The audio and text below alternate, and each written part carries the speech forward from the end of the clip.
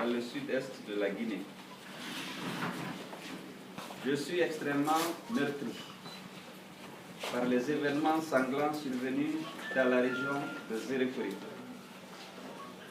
Je voudrais, au nom de l'UFDG, exprimer mes condoléances aux familles endeuillées, ma compassion aux blessés et ma solidarité à tous ceux qui ont souffert dans leur chair et dans leur âme de cette violence sans nom.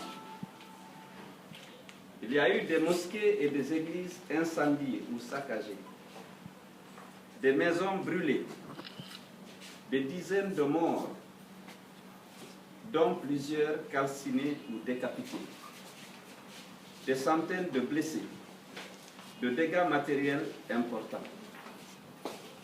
Peut-on accepter que cette tragédie soit née d'un simple fait divers constitué par ce qui a été présenté comme une tentative de vol? Non.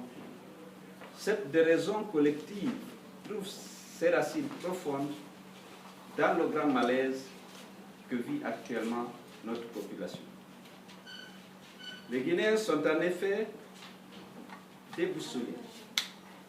Ils sont déçus de cette gouvernance sectaire et clanique qui est bien loin de leur attente. Celle d'un État rassembleur, soucieux de consolider l'unité de la nation et de garantir l'égalité des citoyens devant la loi. Les Guinéens n'ont pas non plus confiance à notre administration et moins encore à la justice qu'ils suspectent de parti pris. En effet, quelle suite a-t-on donné aux violences dont ont été victimes les populations de Galapay, Saoro, Zogota ou encore aux tueries qui ont jalonné les manifestations pacifiques de l'opposition à Conakry? Le manque de repères et de confiance en l'État conduit inévitablement à des agissements inciviques et parfois violents qui mettent en danger la paix sociale et l'unité nationale. Face à cette situation, nous devons tous nous mobiliser pour rendre à notre nation sa cohérence et sa solidarité. Mais le citoyen ne peut se sentir en sécurité et retrouver son civisme que si la République,